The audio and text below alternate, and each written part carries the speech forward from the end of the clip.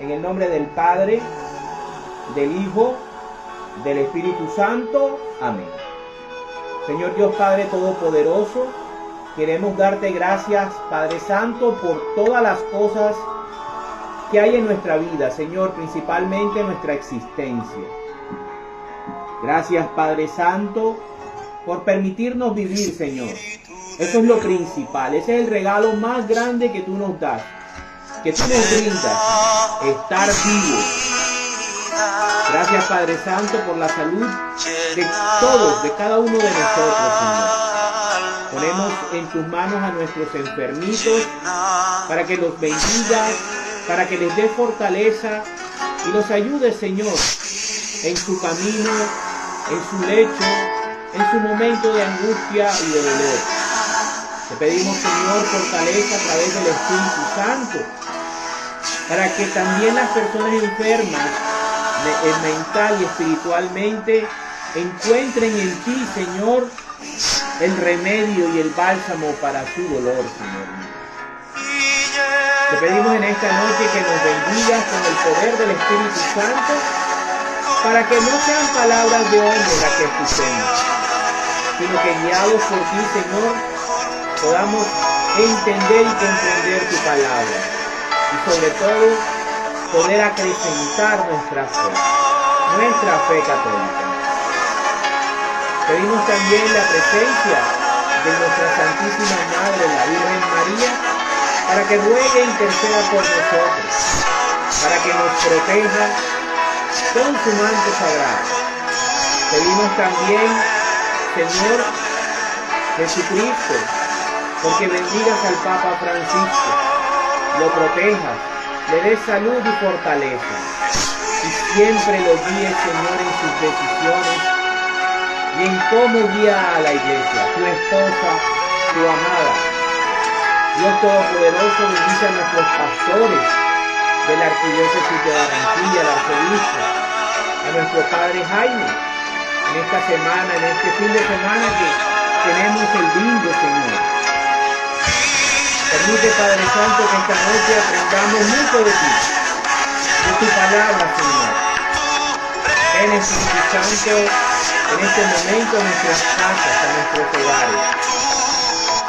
Santifica nuestras vidas, nuestros matrimonios, a nuestros hijos. Bendice, Señor, nuestro trabajo, o la forma como obtenemos el sustento diario, Señor. También permítenos perdonar a aquellos que nos han hecho mal. Permite, Señor, que vivamos sin rencores, sin odio, sin sed de venganza, para que así podamos realmente ser libres. Bendito y alabado seas, Señor, bendito seas, Espíritu Santo. Ven, ven, Espíritu de Dios. Ven, Espíritu Santo, en esta noche. Amén. En el nombre del Padre, del Hijo, del Espíritu Santo. Amén. Vamos entonces a hacer la lectura del capítulo número 19 de Deuteronomios. Ciudades de refugio.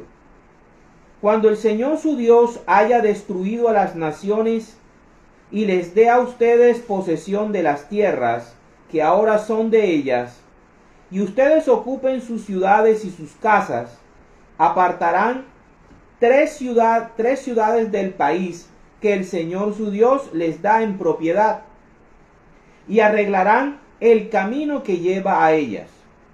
Además, dividirán en tres partes el territorio que el Señor su Dios les da en posesión, para que todo aquel que mate a una persona pueda refugiarse en cualquiera de ellas. El que mató podrá huir allí y salvar su vida, si demuestra que lo hizo sin intención y sin que hubiera enemistad entre ellos.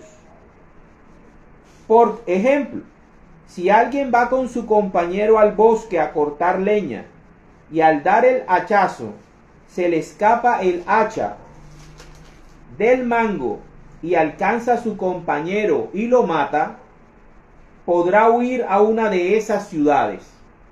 y de esta manera salvará su vida. De lo contrario, si el camino es largo, un pariente cercano del muerto que quiera vengarlo, perseguirá con rabia al que lo mató y puede alcanzarlo y matarlo, cuando en realidad no merecía la muerte, puesto que nunca antes fueron enemigos. Por eso les mando que aparten 3 ciudades, y cuando el Señor su Dios agrande el territorio de ustedes y les dé toda la tierra, tal como lo prometió a los antepasados de ustedes, entonces añadirán ustedes otras 3 ciudades de refugio a las 3 que ya tenían, siempre y cuando pongan en práctica estos mandamientos que hoy les doy. O sea, que amen al Señor su Dios y sigan siempre sus caminos. De esta manera no se derramará sangre inocente dentro de este país que el Señor su Dios les da en propiedad, ni caerá sobre ustedes la responsabilidad de ninguna muerte. Pero si un hombre es enemigo de otro y le sigue los pasos, y llegada la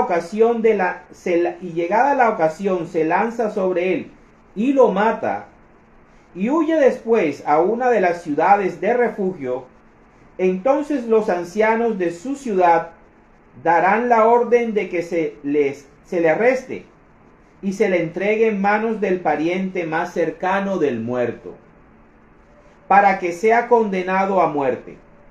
No le tengan compasión, y así evitarán que se derrame sangre inocente en Israel. Entonces todas las cosas les saldrán bien. En el país que el Señor su Dios les va a dar, respetarán los límites de la propiedad de su vecino, tal como fueron fijados en tiempos pasados. Ley contra los testigos falsos. La acusación de un solo testigo no será suficiente para demostrar que una persona ha cometido un crimen, delito o falta. Solo valdrá la acusación cuando la presenten 2 o 3 testigos. Si algún malvado se presenta como testigo falso contra alguien y lo acusa de haber cometido un delito, entonces las 2 personas en pleito se presentarán ante el Señor y ante los sacerdotes y jueces que en aquellos días estén en funciones. Los jueces examinarán el caso con toda atención, y si resulta falsa la declaración presentada por el testigo contra la otra persona, se le hará sufrir la misma sentencia que él quería para el otro. Así acabarán con la maldad que hay en medio de ustedes, y cuando los demás lo sepan, tendrán miedo y ya no se atreverán a cometer una acción tan mala. No tengan compasión. Cobren vida por vida, ojo por ojo, diente por diente, mano por mano, pie por pie. Palabra de Dios. El capítulo número 19 del libro del Deuteronomio es una mezcla entre misericordia, justicia y justicia severa. El capítulo 19 comienza con las ciudades de refugio que ya habíamos visto anteriormente en los creo que en el libro de Números, donde Dios le ordena al pueblo de Israel que cuando tomen posesión de la tierra de Canaán, que en esos momentos cuando Moisés está hablando, pertenecían o estaban habitadas por los cananeos. Los cananeos eran pueblos altamente paganos, pueblos que tenían una degeneración social, religiosa, espiritual, sexual, bastante corrompidos, tanto que la misma tierra los quería vomitar. O sea, era el grado de degeneración de esa sociedad, de esos pueblos, que por eso Dios a través del pueblo de Israel acaba con ellos. Eran condiciones totalmente diferentes. Eran momentos distintos de la historia.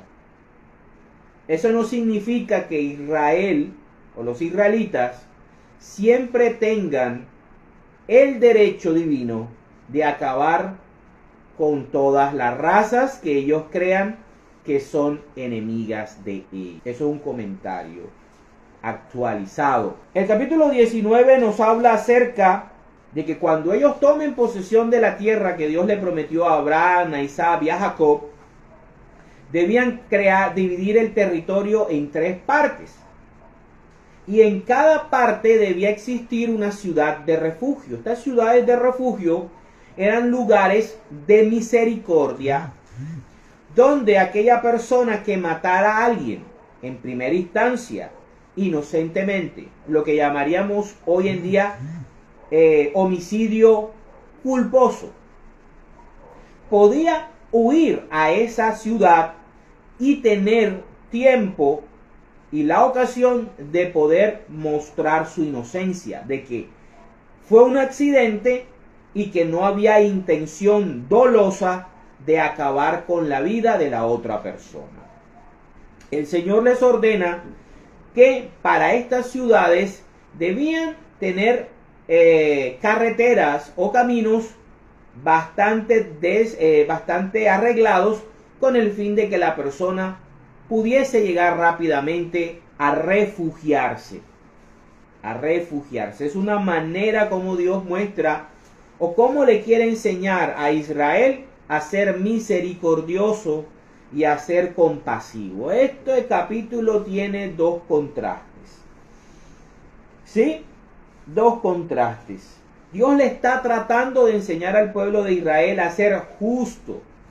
Este capítulo es de justicia, desde un punto de vista severo, buscando siempre evitar o mermar, diezmar el homicidio, el asesinato, el acabar con la vida de una persona.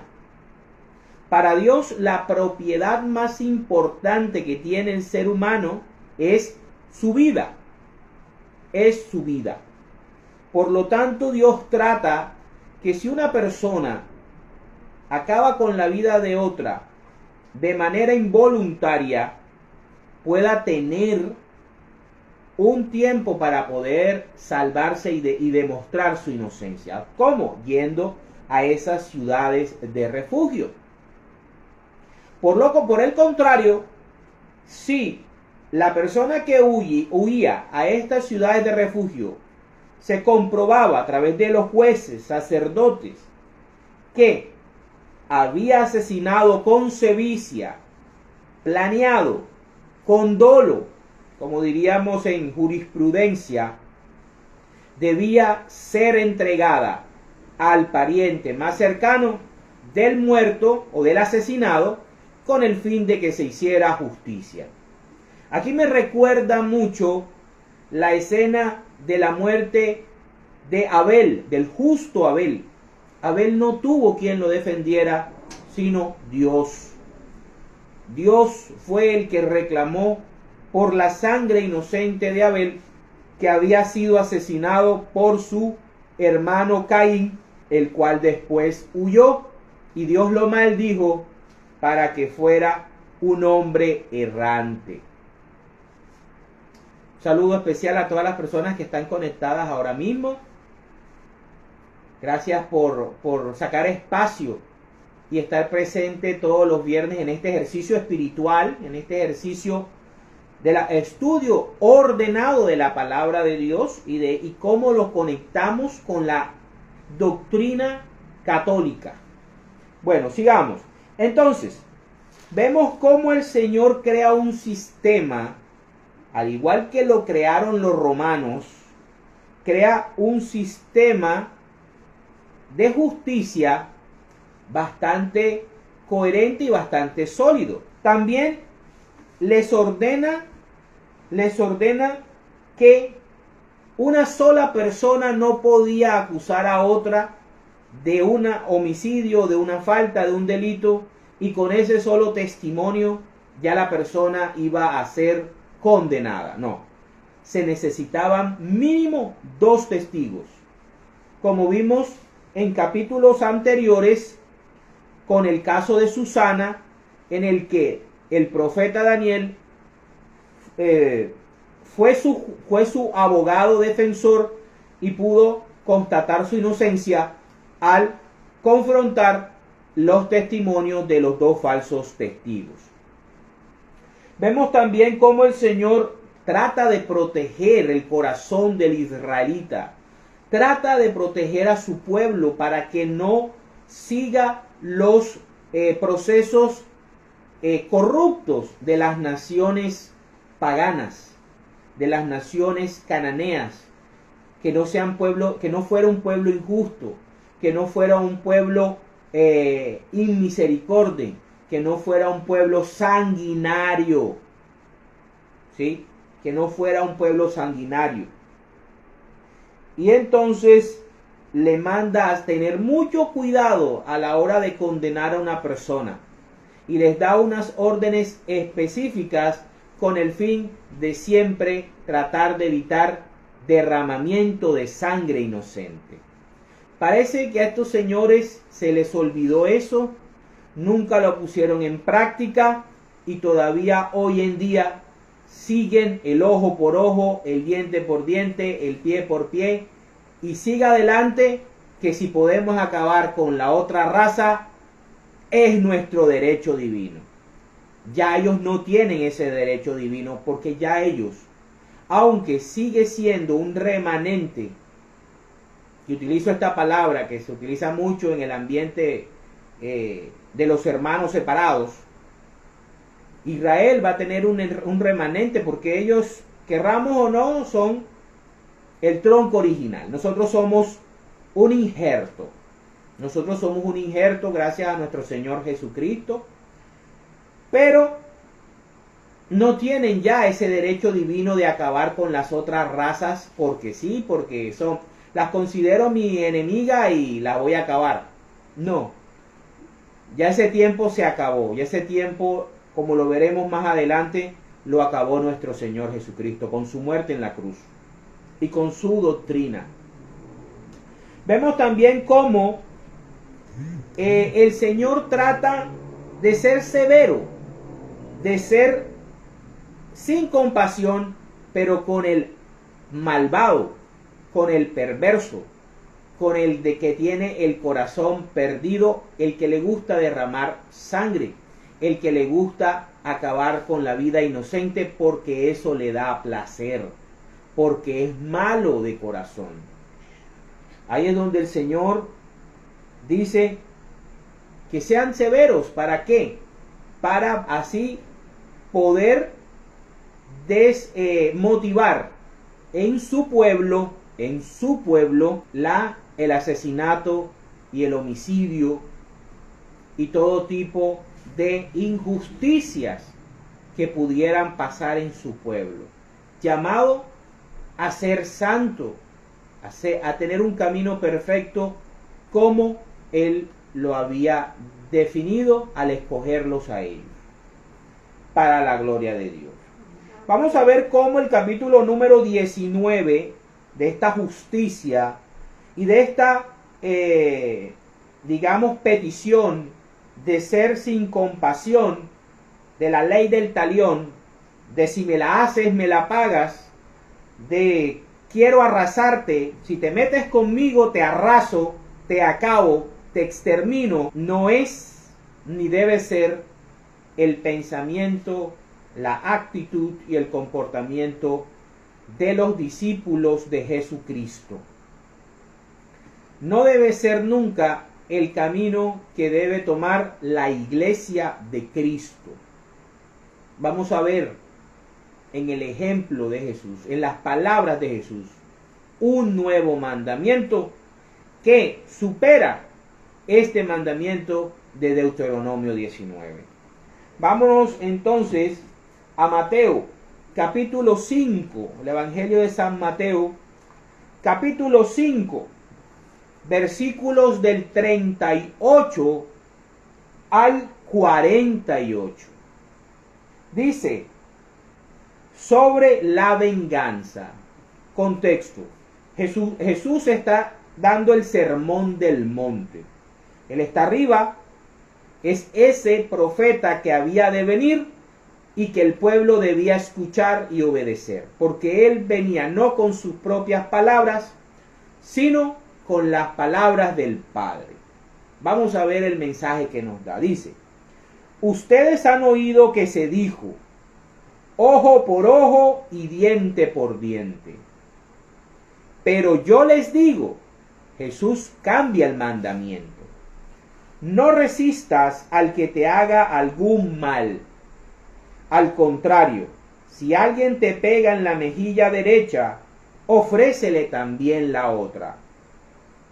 Si alguien te demanda y te quiere quitar la camisa, déjale que se lleve también tu capa. Si te obligan a llevar carga 1 milla, llévala 2.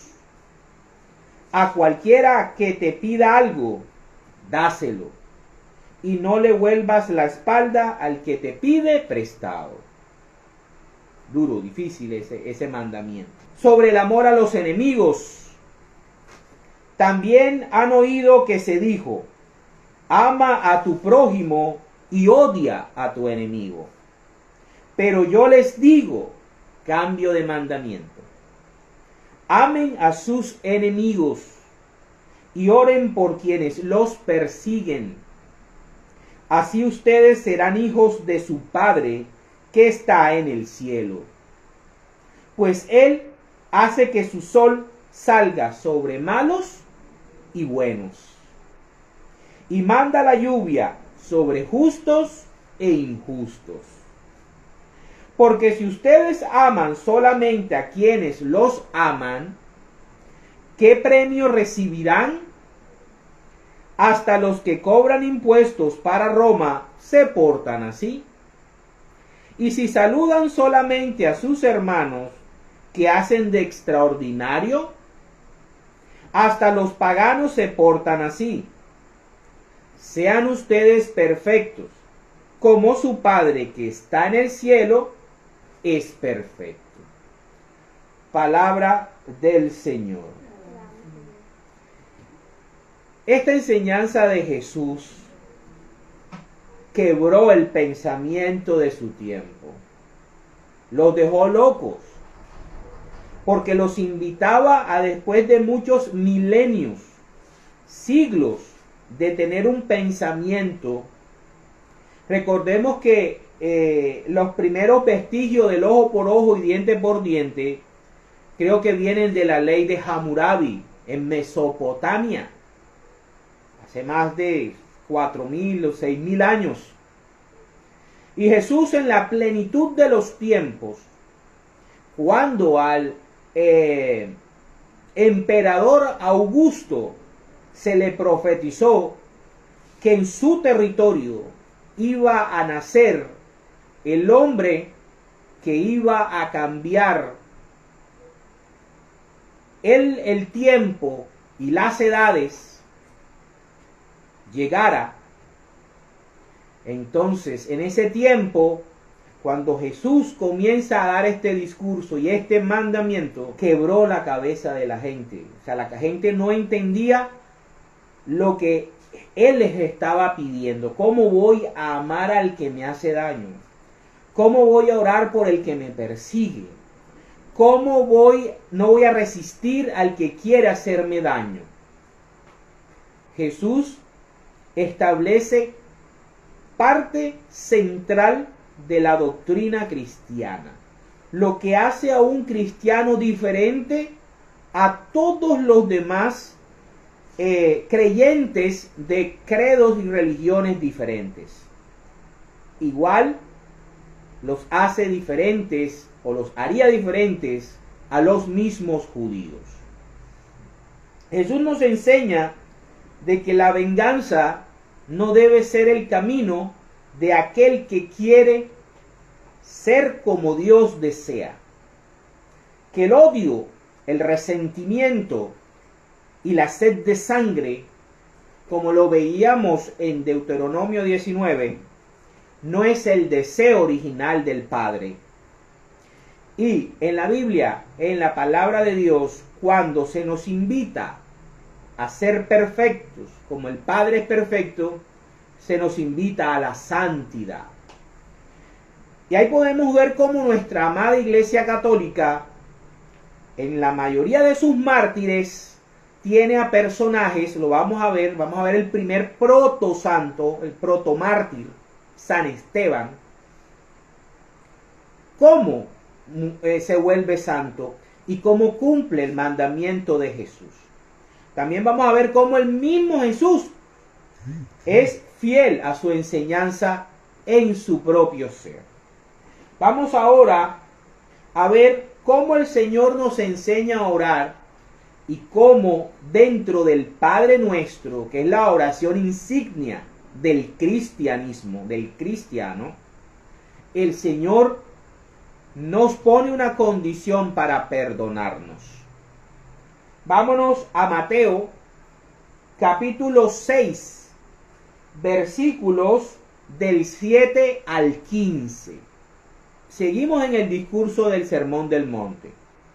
Dice: y al orar, no repitan ustedes palabras inútiles, como hacen los paganos. Eso no significa el Santo Rosario, ni las novenas, ni nada de eso.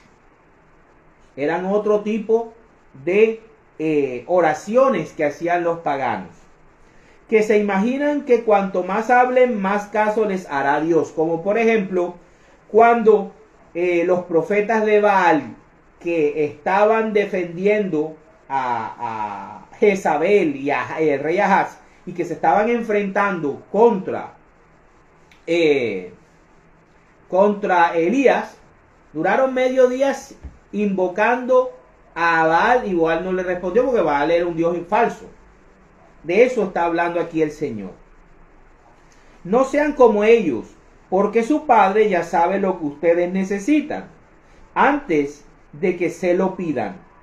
Ustedes deben orar así: Padre nuestro, Padre nuestro. Es el único nombre que el Señor quiere, no Jehová. No Jehová. Jehová es una falta de respeto. El Señor Jesucristo nunca se dirigió al Padre como Jehová. Siempre lo respetó y nos enseñó a respetarlo. Miren la oración: Padre nuestro, que estás en el cielo, santificado sea tu nombre. Santificado sea tu nombre. Y si nosotros escogemos el que creemos es el nombre de Dios para cualquier cosa, no estamos santificando su nombre. Hágase tu voluntad en la tierra, así como se hace en el cielo. Ya Jesús nos dijo en Mateo 5, del 38 al 48, cuál es la voluntad del Padre. ¿Sí? Danos hoy el pan que necesitamos. Perdónanos el mal que hemos hecho, así como nosotros hemos perdonado a los que nos han hecho mal. Para que Dios nos perdone, necesitamos perdonar. Si Dios ve que nosotros no perdonamos, no nos perdona. La condición para ser perdonados por Dios es que nosotros perdonemos, incluyéndonos a nosotros mismos. No nos expongas a la tentación, sino líbranos del maligno. Nosotros decimos comúnmente del mal, pero realmente la oración dice: líbranos del maligno, o sea, de Satanás, del diablo. Luego dice: porque si ustedes perdonan a otros el mal que les han hecho, su Padre que está en el cielo los perdonará también a ustedes. las palabras de Jesús son claras. Pero si no perdonan a otros, tampoco su Padre les perdonará a ustedes sus pecados. ¿Sí? Palabra de Dios. Entonces vamos construyendo el concepto y la actitud del cristiano, muy diferente a la actitud o al mandamiento recibido del israelita, del judío. El judío es ojo por ojo, diente por diente, me la haces, me la pagas. Y ahora que tiene armas y hace armas, pues a todo el que lo mire maluco, pues hágale, arrasémoslo. Aunque sean en parte el pueblo de Dios. Pero bueno, no sea así la iglesia de Cristo. No sea así la iglesia del Señor Jesús. Porque el Señor Jesucristo nos está dando las directrices concretas y claras. Vamos a ver cómo el Señor Jesucristo aplicó lo que enseñó. No es de esos que predican, pero no aplican. Él aplicó todo lo que enseñó en su vida. Vámonos a el Evangelio de San Lucas, capítulo 23, versículos del 27 al 34. Dice: mucha gente y muchas mujeres que lloraban y gritaban de tristeza por él, lo seguían. Pero Jesús las miró y les dijo: mujeres de Jerusalén, no lloren por mí, sino por ustedes mismas y por sus hijos. Porque vendrán días en que se dirá: dichosas las que no pueden tener hijos, las mujeres que no dieron a luz ni tuvieron hijos que criar. Entonces comenzará la gente a decir a los montes: caigan sobre nosotros, y a las colinas: escóndannos. Porque si con el árbol verde hacen todo esto, lo estaban crucificando, ¿qué no harán con el seco? Vamos a ver qué hacen con uno seco. También llevaban a 2 criminales para crucificarlos junto con Jesús. Cuando llegaron al sitio llamado La Calavera, crucificaron a Jesús y a los 2 criminales, uno a su derecha y otro a su izquierda, Dimas y Gestas. Jesús dijo: Padre. ¿Sí?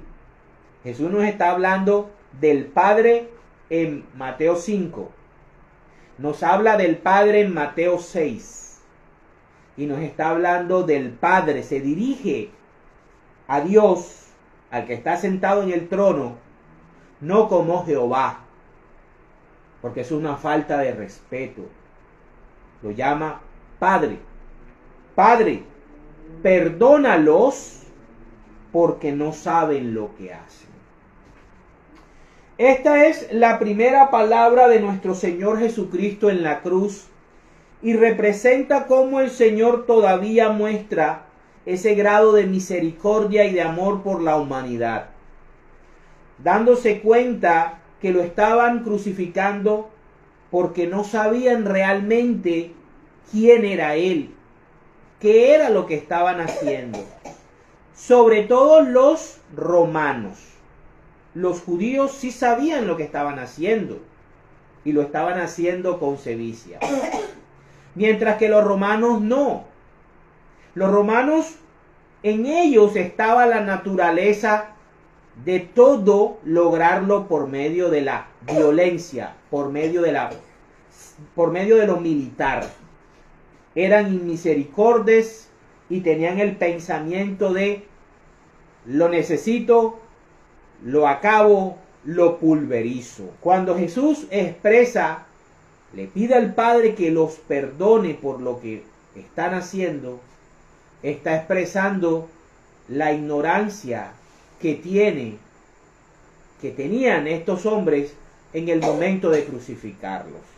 Pero también demuestra el grado de amor, de perdón que muestra nuestro Señor Jesucristo y que aplica su propia predicación. Jesús pide no solamente en ese momento por quienes lo están crucificando, sino por toda la humanidad, por toda la raza humana. Está ahí, clavado en la cruz del Calvario, llevando en sí mismo todos nuestros pecados. Así es la manera como Jesús, en medio del sufrimiento, en medio de la humillación, en medio del abandono de sus discípulos, en medio de la negación del discípulo al que le había entregado las llaves del reino, de la traición de uno de sus discípulos que más confiaba, era el que tenía el dinero del grupo. En medio de todas esas cosas, Cristo muestra cómo debe ser un cristiano. Sin rencores, sin odios, sin sed de venganza, solo pidiéndole al Señor que los perdone, porque realmente no tenían conocimiento de la dimensión tan grande que estaban haciendo.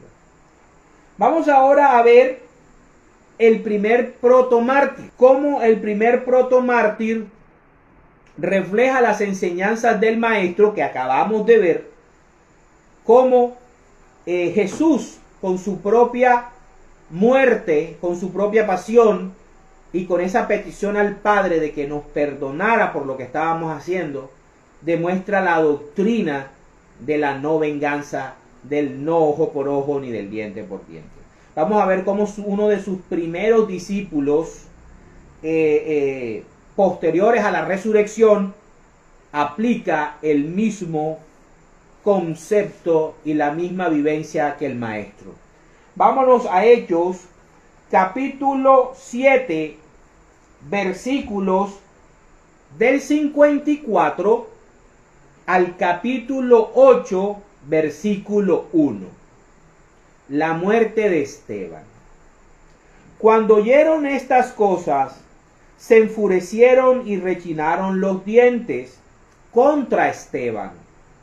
Pero él, lleno del Espíritu Santo, miró al cielo y vio la gloria de Dios, y a Jesús de pie a la derecha de Dios. Ese que había sido crucificado estaba a la derecha del Padre. El Padre, no Jehová, del Padre. Ese mismo que había dado un mandamiento nuevo. Ama a tus enemigos. Ama a tus enemigos. Entonces dijo Esteban: miren, veo los cielos abiertos y al Hijo del Hombre a la derecha de Dios.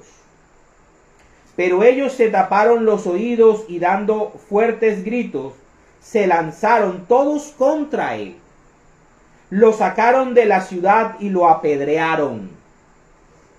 Los que hacían de testigos contra él dejaron sus ropas al cuidado de un joven llamado Saulo. Deben saber quién es. Mientras lo apedreaban, Esteban oró, diciendo: Señor Jesús, recibe mi espíritu. Luego se puso de rodillas y gritó con voz fuerte: Señor, no les tomes en cuenta este pecado.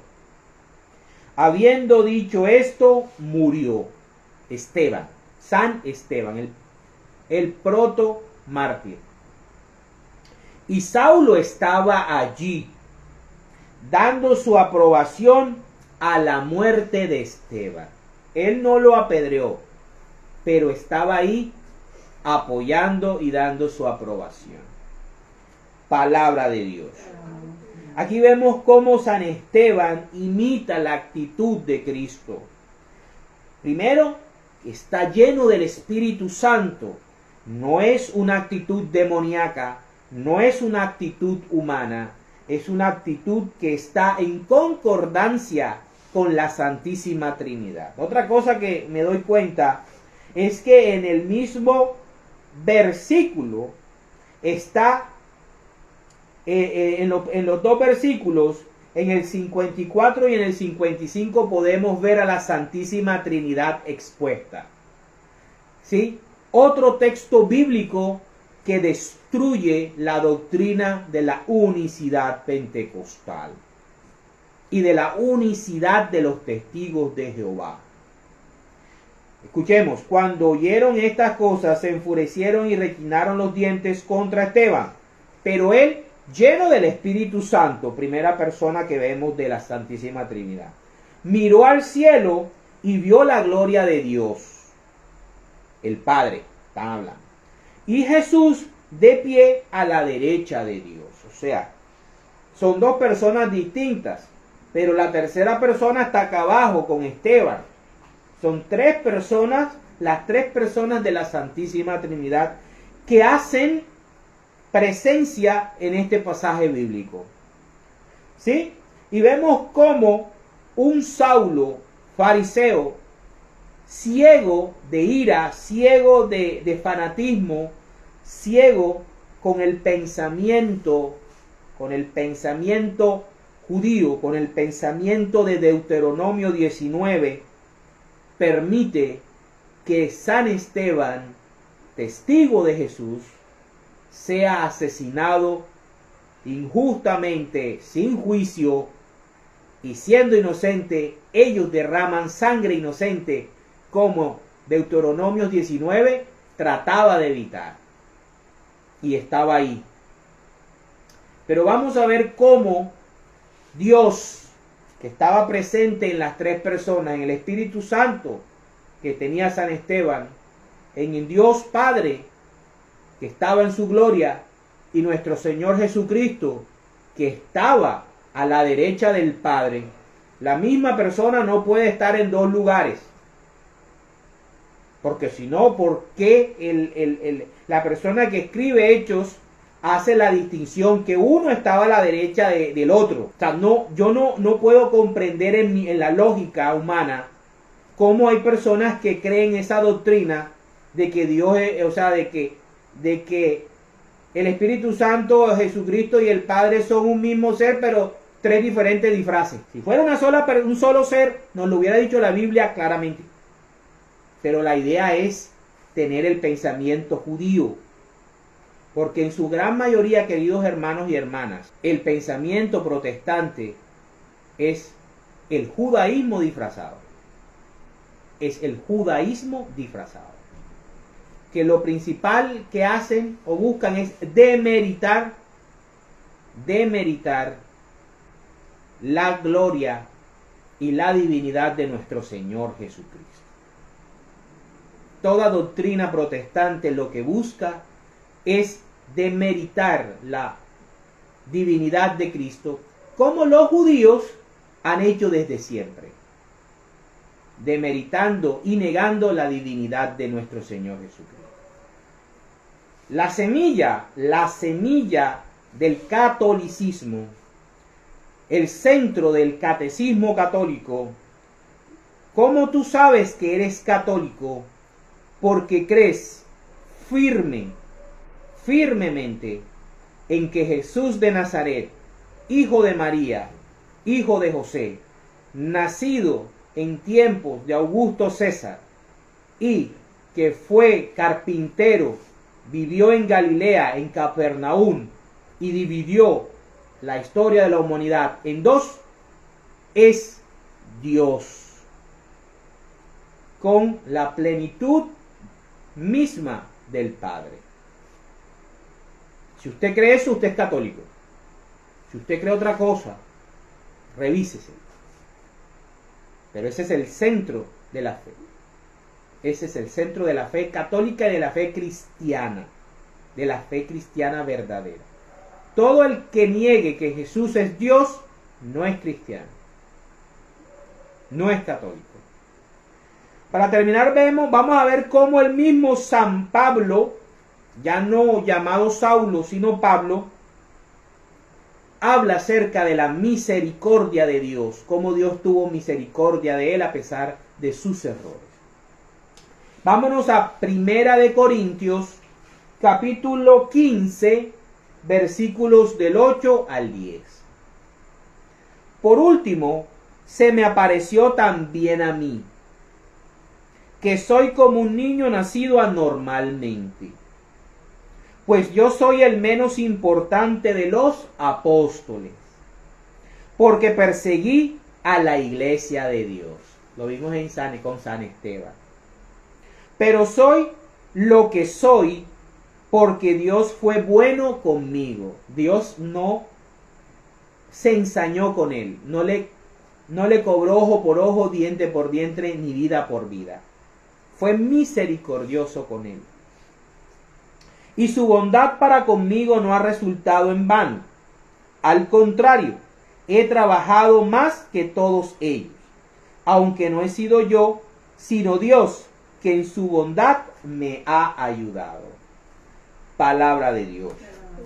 Entonces vemos aquí cómo a veces la misericordia de Dios, la misericordia nuestra, puede llegar a hacer de que una persona cambie su forma de ver el mundo, cambie el concepto acerca de nosotros y cambie el concepto acerca de Dios.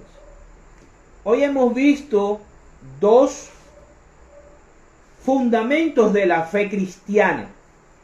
Más allá de todas las cosas que se inventan en este mundo, toda esa serie de personas, hombres y mujeres que se autoproclaman profetas y enviados de Dios, las características principales de un cristiano, entre otras, es, primero, cumplir ese mandamiento de Jesús.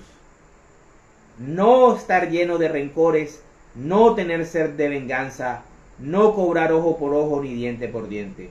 Amar a los enemigos y orar por ellos, aunque nos resulte antinatural. Porque Jesús lo que hizo fue traernos un mandamiento celestial, un comportamiento de Dios. Lo vemos con San Pablo. Dios no vengó la muerte de Esteban en la persona de Pablo, sino que le dio la oportunidad para que él se reivindicara y mostrara todo lo que hizo San Pablo.